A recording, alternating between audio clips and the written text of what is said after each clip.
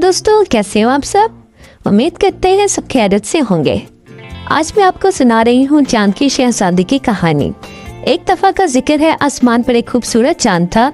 हर रात चांद अपनी चमक से दुनिया को रोशन करता था, लेकिन चांद की एक खास बात यह थी कि उस पर एक शहजादी रहती थी जिसका नाम लैला था। लैला चांद की शहजादी थी और इसकी जिंदगी चांद की रोशनी की तरह पुरसकून और खूबसूरत थी।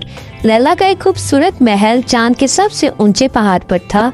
इसके महल की दीवार में चमकदार मोतियों से बनी हुई थी और इसका बिस्तर नरम बादलों से बना हुआ था।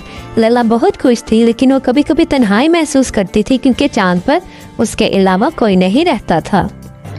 एक रात जब लैला चांद के किनारे पर बैठी थी और नीचे दुनिया की तरफ देख रही थी, उसने जमीन पर कुछ बच्चों को देखा जो एक बड़े मैदान में खेल रहे थे। बच्चों की हंसी और खुशी देखकर लैला को उनके साथ खेलने की ख्वाहिश हुई।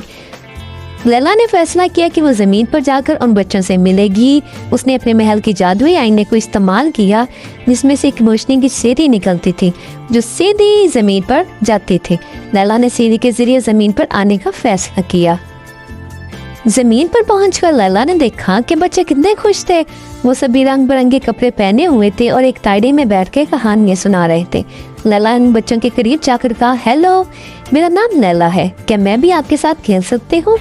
बच्चों ने मुस्कुराकर कहा, हाँ जरूर, आओ हमारे साथ खेलने आओ। लैला ने बच्चों के साथ खेलना शुरू कर दिया। उन्होंने खूब हंसी मजाक किया और एक दूसरे को कहानियां सुनाई। लैला ने बच्चों को अपनी चांद की कहानी भी सुनाई और बताया कि वो कैसे चांद पर रहती है। बच्चों ने हैरानी से कहा, तुम चांद की शहजादी हो, ये तो बहुत हैरत अंगेज है। लैला ने मुस्कुराकर जवाब दिया, हाँ मैं चांद की शहजादी हूँ, लेकिन यहाँ जमीन पर आपके साथ खेलने का मजा भी बहुत ज्यादा है।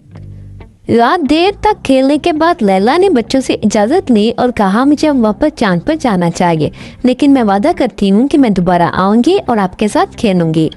बच्चों ने लैला को अलविदा कहा और ये भी कहा कि हम भी आपका इंतजार करेंगे। लैला वापस चांद पर चले गई, लेकिन उसका दिल खुशी से भर गया था। अब वो जानती थी कि जमीन पर उसके दोस्त हैं जो हमेशा उसका इस्तकबाल करेंगे।